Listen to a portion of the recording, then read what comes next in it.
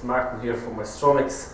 In this video we are going to show you how to repair a new type Bosch alternator which fits vehicles manufactured from about 00 onwards. This alternator fits vast range of the vehicles from European to American and Japanese vehicles. Now, to see how to remove the regulator and the back cover of this alternator, please go to the first part of this video. You can find the link in the description. Now let's move on and see how. Now guys, this is the alternator we're talking about. Them Bosch alternators range anything from 90 to 150 amp. To see how to remove the back cover and the regulator of this alternator, please go to our first video, and in this video you will see how to identify your alternator to make sure it's a Bosch we are repairing today. As you can see, this alternator is the 4-lug alternator. This is the most popular within this range of the alternators. If your alternator has 3 lugs or 2 lugs or any different setup, before you take it apart, what you want to do is take a marker and just make a line on the top and the bottom cover. So after you take it apart and you'll be assembling it, you know exactly how does the alternator come together. Now guys, first thing we have to do is we have to take the 4 bolts which are holding the alternator together. Now there are 2 of them here and 2 of them are in the bottom. Now to do that we are using 8 socket and the ratchet. Now guys, when we have our bolts removed, what we want to do is we want the back part of the alternator, the part where the rectifier is mounted, to come off with the stator. Now the stator are the windings inside. You can see the part of the steel part in the middle here. It's a part of the stator, so this lot has to come off. This back part has to come off, where the front with the rotor and the front cover and the pulley will come this side. Now we're going to do it by simply using the simple chisel, and what you want to do is you just want to put the chisel there and just give the back part a few taps with the hammer. Give him a few taps, just turn it around, and you do the same thing other way around. You want to do this. You might have to do this many times before it will come apart. Some of them are very easy to take apart. Some of the other ones are harder, but it will come apart doing it that way.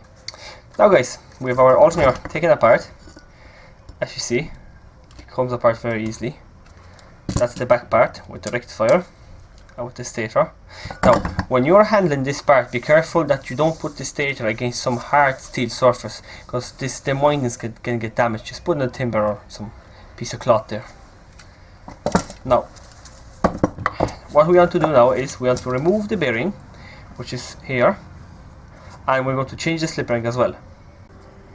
Now guys, to remove the bearing, we're going to use simple pullers, just like these ones. We'll put over the slip ring, clamp it down on the bearing, and as we turn the puller, you can see the bearing going up. Very easy job. Now, bearing is off. It's a very popular 6003 bearing. Now guys, to remove the slip ring, now you have a good look at it, and here you can see a little square connection. The wire comes to it, and on the other side here there's another one of them. Now what you want to do is get yourself a sharp screwdriver, place it down there where the wire comes to, and what you want to simply do is you just want to break off the wire. Most of the time they break off very easily. Just press it down, and I hope you can see it. This wire is loose now. Now guys, what you want to do now when you have your wires broken off, you want to cut. There's 2 plastic legs, one of them is here, other one is on the other side. What you want to do is you just want to get yourself a hacksaw and you just want to cut them off.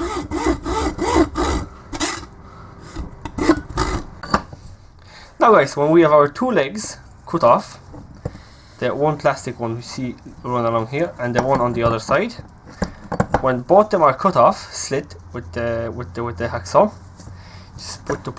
you want to put this copper piece into the vise and just give it a little squash. You'll hear it creaking. Now after you give it a little squash, what will happen is this piece will become loose and it will come off like that. Now the next step is to removing the remaining plastic bit. Now to remove the plastic bit, the best way of doing it is just simply getting a screwdriver and just breaking them two little legs off, as you can see here, both of them. They should come off pretty easily. And the rest of it, what you have to do is you just have to simply take your screwdriver, take a hammer and give it a few taps and it will come off piece by piece as you go along. Now guys, this is our shaft of the slip ring with the slip ring removed, and as you see we have two wires, one here and other one here. This one's a bit shorter because the bit broken off it, but that doesn't matter. If that happens to you, don't worry whatsoever, because it's still you can see you'll still manage to solder that onto a new slip ring. Now get a new slip ring and let's get cracking with it. Now guys, we have our new slip ring here, as you can see. Now when you're buying this slip ring, doesn't matter where you buy it, every manufacturer, what they do is there's a little piece here on this side and on the other side. Now them pieces are in the way of you putting the wire onto it, so what you want to do is you just simply want to get the hacksaw blade and just simply cut that piece off. As simple as that. Break it off. One and the second one. It'll make it easier to fit the slip ring. Now as well as that, when you're fitting the slip ring, as you can see, there's a little tit just right here, little cut in the steel cover. Now as you see, our slip ring has something like that as well. Just make sure you put the right way around. Now when everything is ready to go, just get your slip ring, put down as much as you can. Now if you have a press, it's very handy to press the slip ring down onto the shaft. But if you don't have a press in your workshop or whatever you're doing doing this job, just get a small 1/4 inch drive socket, 10, preferably 10, and a hammer or a big screwdriver is the best for this job. Put the socket on the top of the slip ring and just tap it. And just tap it, not too hard, just give it small little gentle taps and it'll be going down as much as it needed to go down a bit.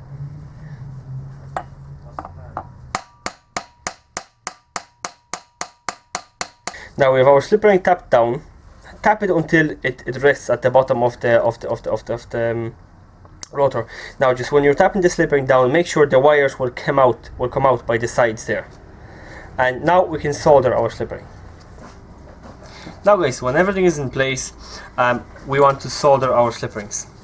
We have our soldering iron here, and we have a bit of a solder here as well.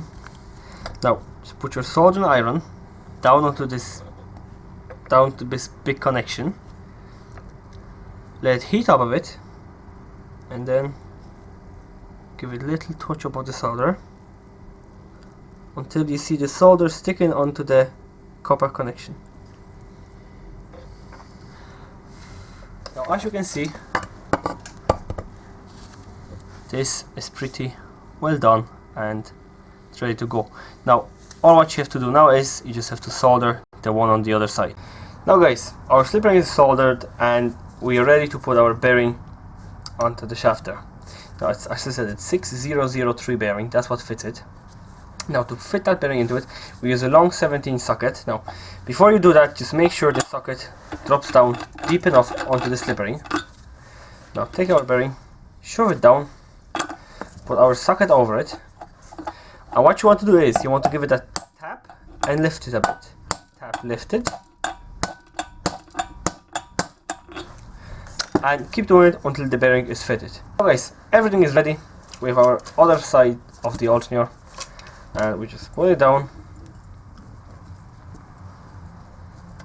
the way that it will fit. And what we can do now is just take our bolts, shove them down and tighten them one by one, one by one, one by one. Just go around maybe half a turn and the alternator will come together. And that's it. Now guys, job done. Thanks for watching the video. I hope you liked it. Please give us a like if you enjoyed the video. I hope you're going to benefit from this video, and please stay tuned for more.